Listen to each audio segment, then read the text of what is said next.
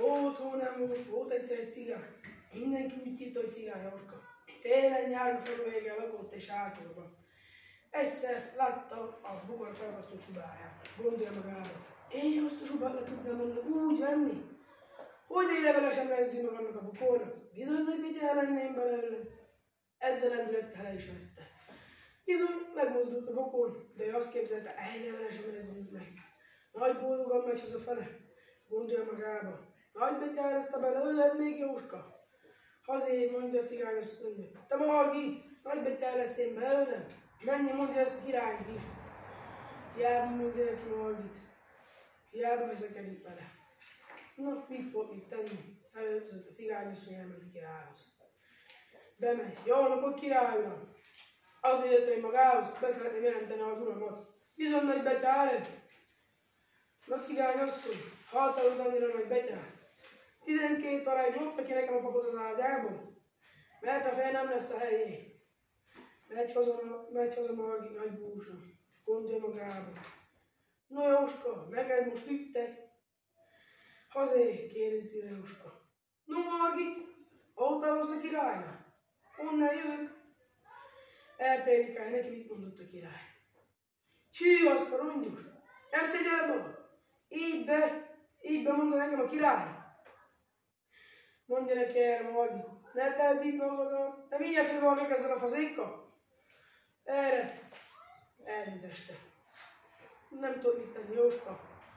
Hát már csak megpróbálj kilopni a papot az ágyból. Fogott egy pontyot, egy gyertyát és egy zsákot. Meggyújtotta a gyertyát, belőtte a pont szájába. Bal kezébe fogta a halat a gyertyát, jobb kezébe fogta a zsákot. Megállt a papokról alatt, és eltámadta magát.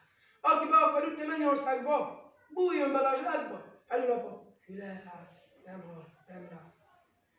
Visszafekszik. Elkebálj magát másodjára is. Aki be akar jutni Mennyországba, bújjon bele a zsákba. Előlapott még egyszer, még jobban fülel. Úgy van vele, semmi, visszafekszik. Jóska elkebált magát harmadjára, a tork az agatjából. Aki be akar jutni Mennyországba, hát bújjon bele a zsákba. Gondolta magába a pap, ennek feles a tréfa. Felült és kikiáltott. Én akarok! Azzal lendülette, kitudta az abokot és belebújt a zsákba. Jóska gyorsan be akarta kötni a zsák száját, de nem tudta, hosszabb volt a pap, mint a zsák. Úgy volt vele, legalább a pap megvont, a feje kilógott.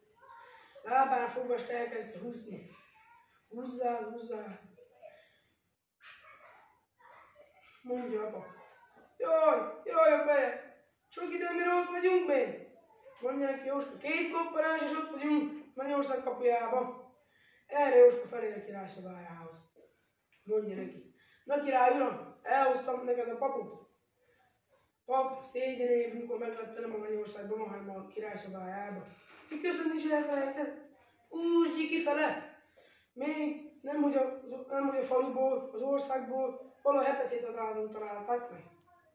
No, mondja a király Jóskának. Nem hittem volna, cigányember, hogy ennyire nagy betyárra. Amíg zsákba hoztad nekem ezért a papot, annyi aranyat rakhatsz bele, amennyit elbírsz. Így gazdagodott meg hirtelen Cigány Jóska. A pénzt nem itta el, nem szólt el. Feleségével boldogan élnek, meg nem haltak.